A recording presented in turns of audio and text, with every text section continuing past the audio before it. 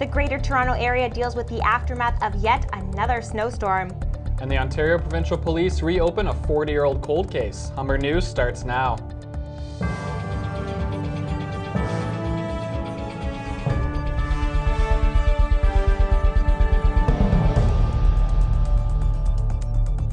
Hello, it's Thursday, March 13th. Welcome to Humber News, coming to you from the Broadcast Center here at the North Campus.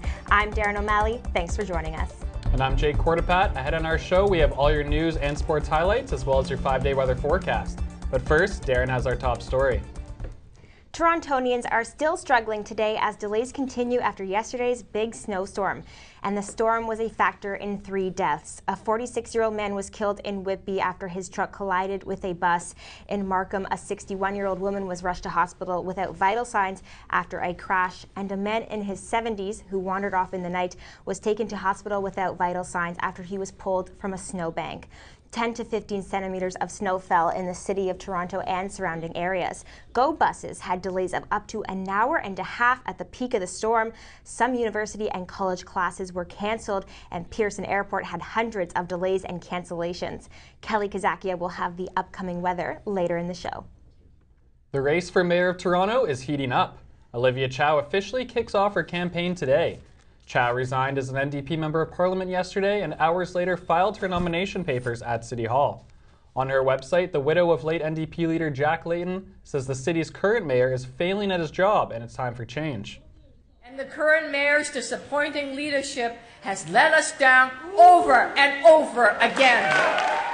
Chow says she will create jobs by supporting small businesses and will put children and families first.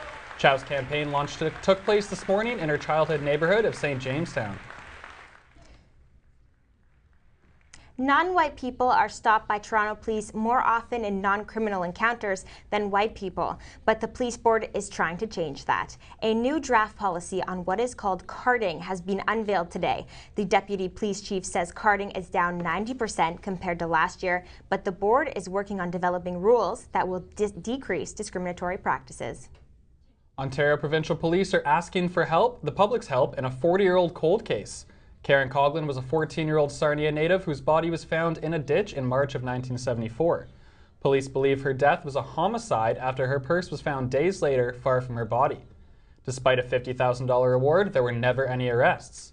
Coughlin's sister Kathy says the police have done a poor job investigating and haven't followed up on tips.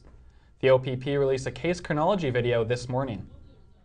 This investigation has been ongoing for 40 years, and we would like to bring it to a conclusion and provide closure to the Coughlin family. They are asking for anyone with information to come forward. The province won't be raising gas taxes to pay for transit expansion in the GTA.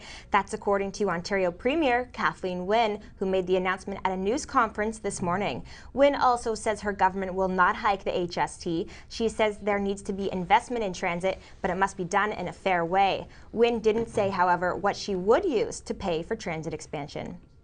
If you're looking for Mr. and Mrs. Right, you may have to retrace your steps.